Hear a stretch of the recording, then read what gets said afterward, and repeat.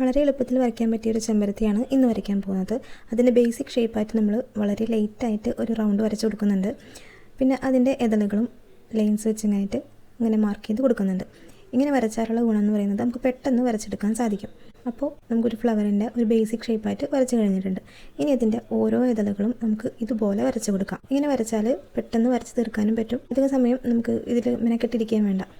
ഇതുപോലെ ലൈൻസിൻ്റെ മുകളിൽ കൂടി ഓരോ ഇതളുകളായിട്ട് വരച്ചു കൊടുക്കാം. മിക്ക ഫ്ലവേഴ്സിനും ബേസിക് ഷേപ്പായിട്ട് റൗണ്ട് ഷേപ്പാണ് നമുക്ക് കൊടുക്കാൻ പറ്റുക. എന്നിട്ട് ഓരോ ഇതളുകളും മാർക്ക് ചെയ്തിട്ട് ഇതുപോലെ നമുക്ക് ഫ്ലവേഴ്സ് എല്ലാം വരച്ചെടുക്കാം.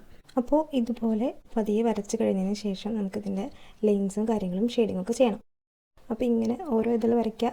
അതിൻ്റെ ബേസിക് ഷേപ്പ് നമ്മൾ ആദ്യം വരച്ച ആ റൗണ്ട് പതിയെ മായ്ച്ചു കൊടുക്കുക. ഉള്ളിലെ ലൈൻസൊക്കെ മായ്ച്ച് ഇതളുകൾ മാത്രം നല്ല നീറ്റായിട്ട് വരച്ചു കൊടുക്കുക.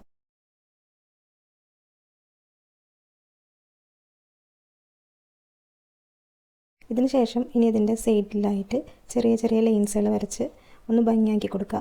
അതോടൊപ്പം തന്നെ നമുക്ക് സൈഡിലൊക്കെ ചെറിയ രീതിയിൽ ഷെയ്ഡിങ് ഒക്കെ കൊടുത്ത് ഒന്ന് വരച്ച് കംപ്ലീറ്റ് ആക്കി എടുക്കാം.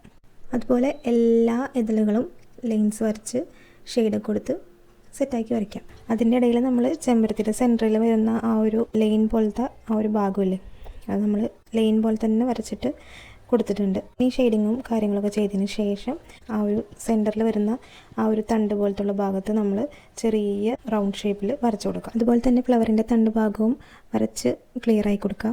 ഇതുപോലെ തന്നെ ഇലകൾ കറക്റ്റായിട്ട് വരച്ചിട്ടുണ്ടെങ്കിൽ വളരെ പെട്ടെന്ന് തന്നെ വരച്ചെടുക്കാൻ സാധിക്കും. അപ്പോൾ ഇന്നത്തെ ഒരു വീഡിയോ എന്ന് പറയുന്നത് ചെമ്പരത്തി ആയിരുന്നു. അപ്പോൾ ചെമ്പരത്തി വരച്ചു. വളരെ എളുപ്പത്തിൽ നമുക്കൊരു ചെമ്പരത്തി ഇങ്ങനെ ഈ ഒരു രീതിയിൽ വരച്ചെടുക്കാൻ സാധിക്കും. ഏതൊരു ചിത്രം വരയ്ക്കുമ്പോഴും ബേസിക് ഷേപ്പുകൾ യൂസ് ചെയ്തിട്ട് വരയ്ക്കുകയാണെന്നുണ്ടെങ്കിൽ നമുക്ക് വളരെ ഈസി ആയിട്ട് വരച്ചെടുക്കാൻ സാധിക്കും. നമുക്ക് ഇലകൾ വരയ്ക്കാം. ഇലകൾ വരയ്ക്കുമ്പോൾ ഇങ്ങനെ അടിയിൽ നിന്ന് മുകളിലേക്കായിട്ടൊക്കെ വരച്ച് കൊടുത്തിട്ടുണ്ടെങ്കിൽ പെട്ടെന്ന് വരച്ച് തീരും. അപ്പോൾ വളരെ സിമ്പിളായിട്ട് വരയ്ക്കാൻ പറ്റിയിട്ടുള്ള ചെമ്പരത്തിയുടെ റെഡി ആയി കഴിഞ്ഞിരിക്കുകയാണ്. അപ്പോൾ ഇതുപോലുള്ള സിമ്പിളായിട്ടുള്ള പിക്ചേഴ്സ് വരയ്ക്കണമെന്നുണ്ടെങ്കിൽ നിങ്ങൾ താഴെ ഒന്ന് കമൻറ്റ് ചെയ്യണേ. ഇഷ്ടമായെങ്കിൽ സബ്സ്ക്രൈബ് ചെയ്യാനും മറക്കരുത്. Okay, by.